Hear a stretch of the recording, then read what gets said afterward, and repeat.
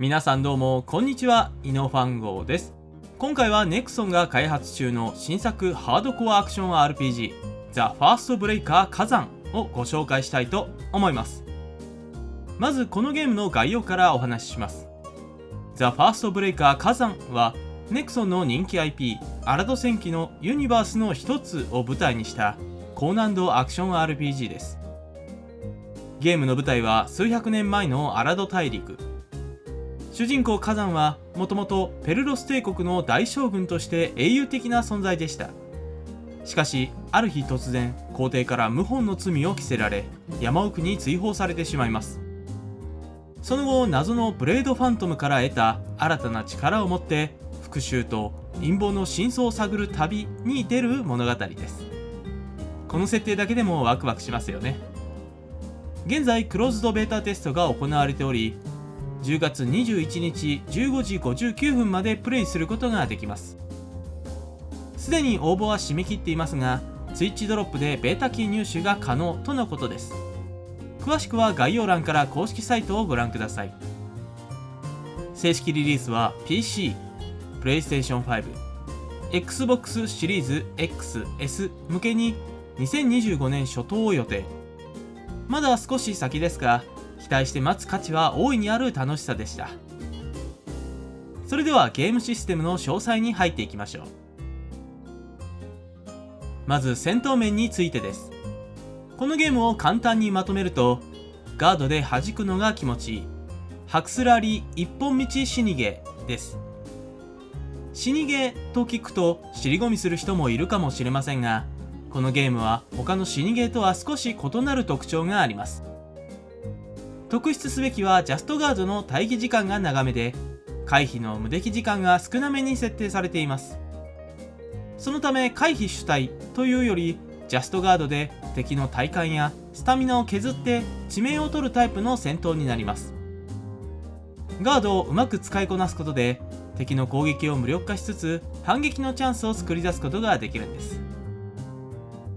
通常ガードは大幅にスタミナを削られますが、ジャストガードは消費スタミナが少なくなっています。スタミナ切れで動けなくなったところで死亡するのが多かったですので、全ての攻撃をジャストガードするのが目標になりますね。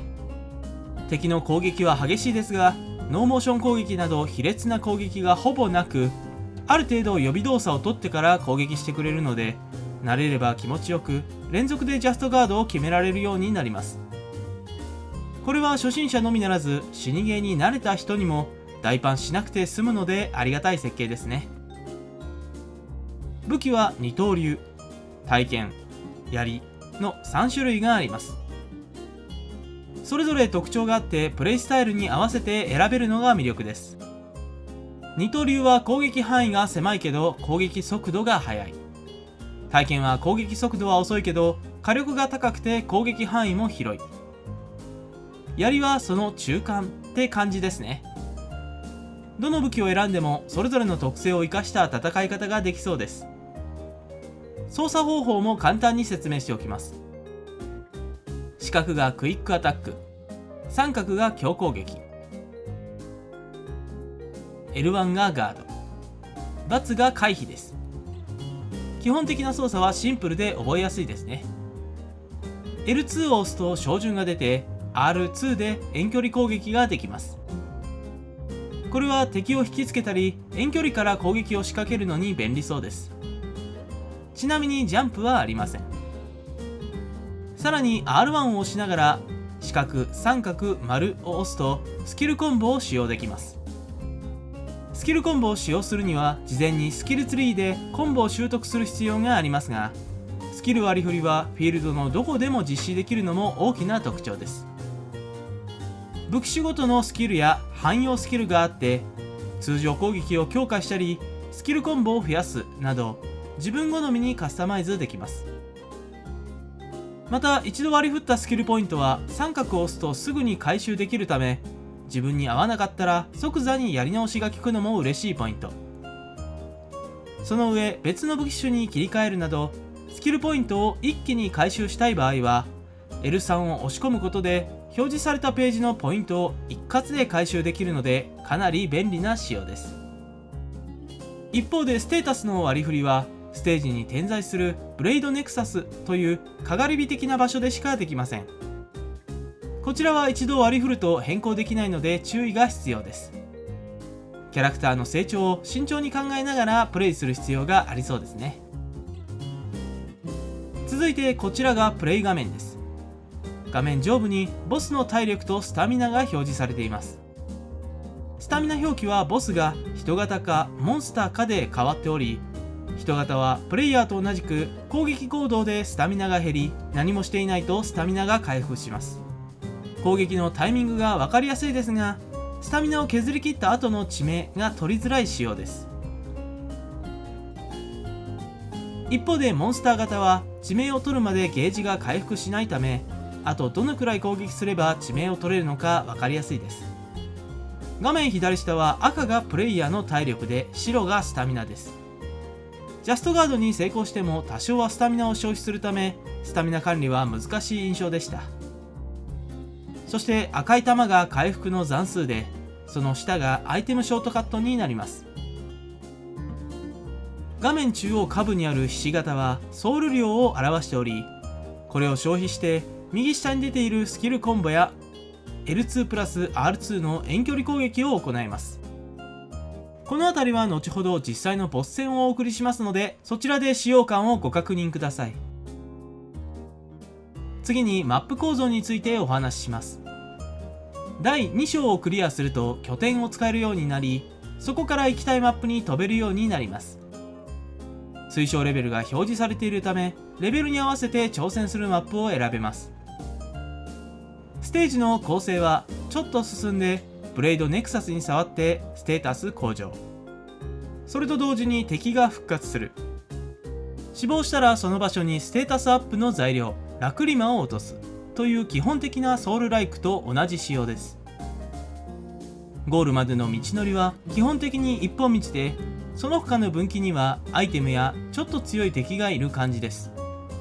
シンプルな構造ですが、それゆえに戦闘に集中できる設計になっています。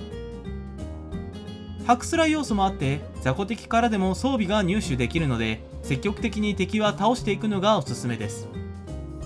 強い装備を入手したらその都度入れ替えていきましょう。アンコモン以上の装備にはステータス向上効果やシリーズスキルもあるので、エンドコンテンツとして強いビルドを考えるのも面白そうです。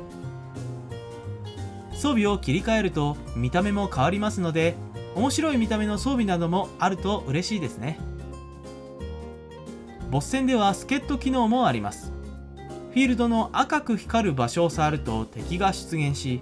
討伐するとラクリマ・オブ・サーキュレーションを入手できます。これを持った状態でボス前の光る場所にインタラクトすると、助っ人と一緒にボスに臨めます。一人で苦戦している時にはこの機能を活用するのが良さそうです。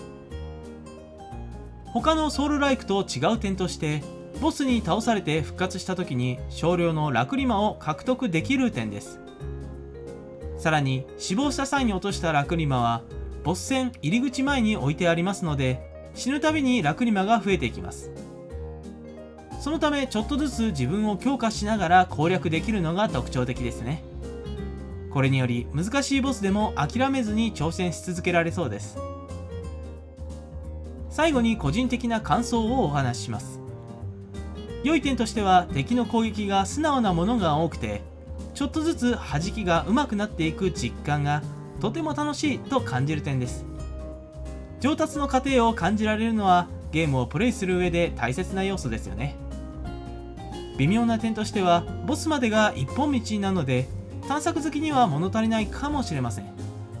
ただこれは戦闘に集中させるための設計だと考えれば納得できるかもしれません。いかがでしたでしょうか。ザ・ファーストブレイカー火山、かなり期待できる作品だと思います。この後第1章から第3章のボス戦勝利時の映像を載せますので、ぜひどんな印象を持ったかコメント欄で教えてくださいね。他にも気になる点や聞きたいことがあればお気軽にどうぞ。それでは皆さん、次の動画でお会いしましょう。バイバイ。またねー。